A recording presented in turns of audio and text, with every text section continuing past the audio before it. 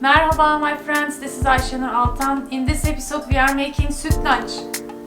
Turkish cuisine is rich in sweets and milk desserts, and sütlaç or Turkish rice pudding is one of them. Basically it has rice, milk and sugar, but alternately we will use a thickener to make it quick and creamier. It is super easy, creamy and gluten-free too. Let's make it. I have a little bit less than half cup long grain rice. I washed it and drained, and I'm gonna cook it in 400 milliliter water until soft.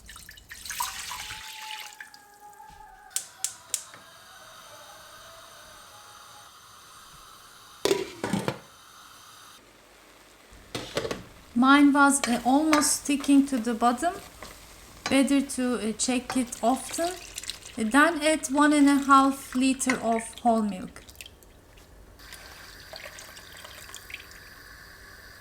I'm gonna stir well and continue to boil the mixture.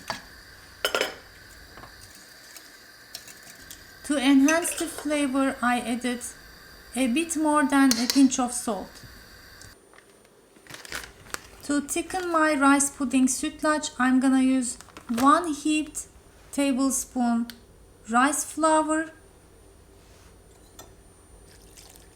and 1 heaped tablespoon starch. Either can be wheat or cornstarch. I mix it with about a half cup water and going to add it to my mixture after it is boiled, the rice and milk. Add slowly while stirring continuously.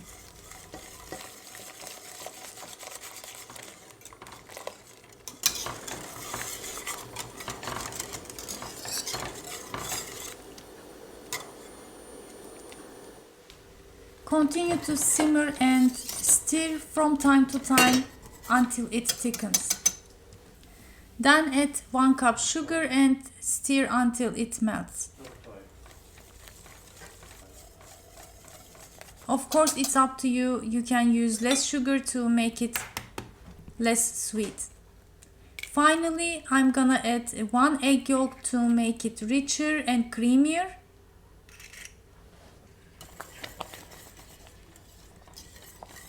And how we gonna add it? Just from the mixture, add slowly to the bowl while mixing the egg yolk to heat up first. And after the mixture warms up, add back to the sütlaç, again stirring continuously and adding little by little.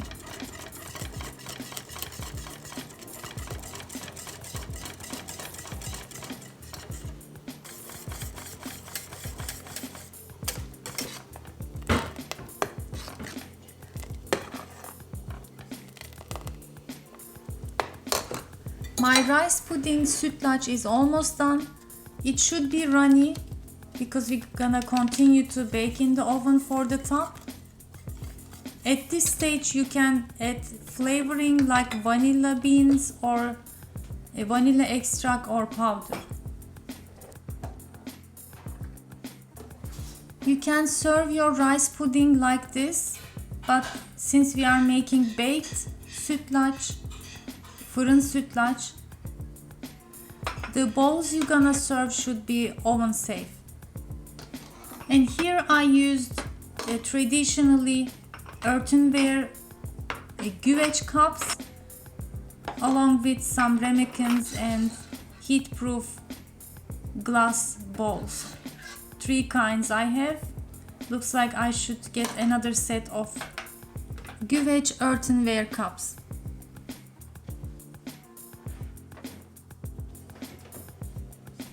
My oven is in broiler setting and we should make a water bath, otherwise it could overcook.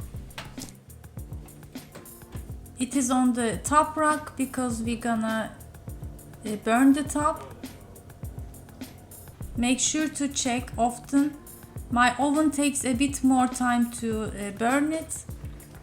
Yours could be less, so make sure to check again.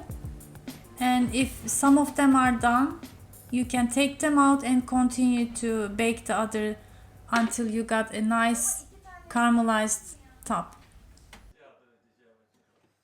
Of course, if you have a torch at hand, you can use it to burn the tops.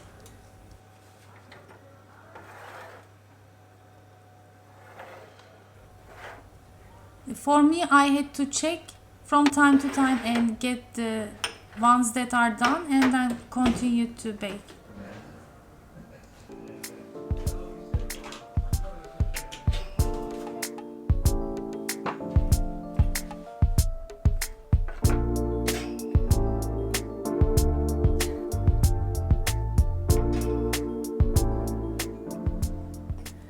I got some nice burnt top on my sütlaç, and now I only have to wait until they are cooled down completely.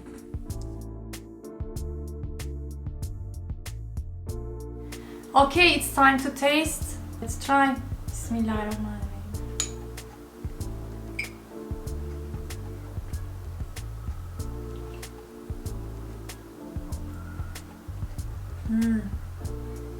A very dense flavor it has,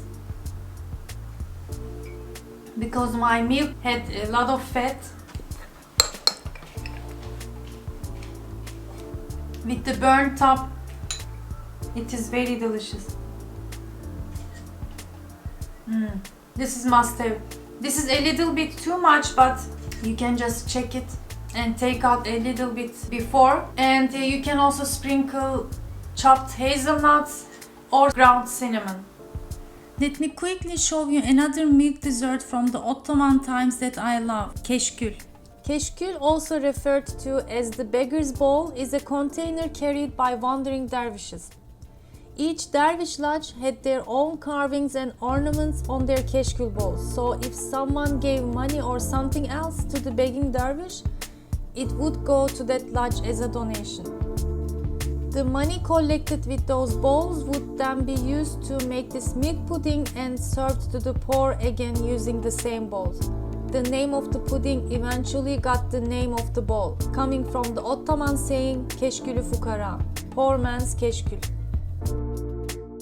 Similar to the sütlaç, it has milk, sugar, egg and thickeners, but not rice, instead ground almonds. You roast the almonds to enhance the flavor. After thickening the milk and flavoring with the sugar, you add the ground almonds and it gives a beautiful texture and flavor. Check the link in the description box below for the full recipe. Thanks for watching and see you next time. Afiyet olsun.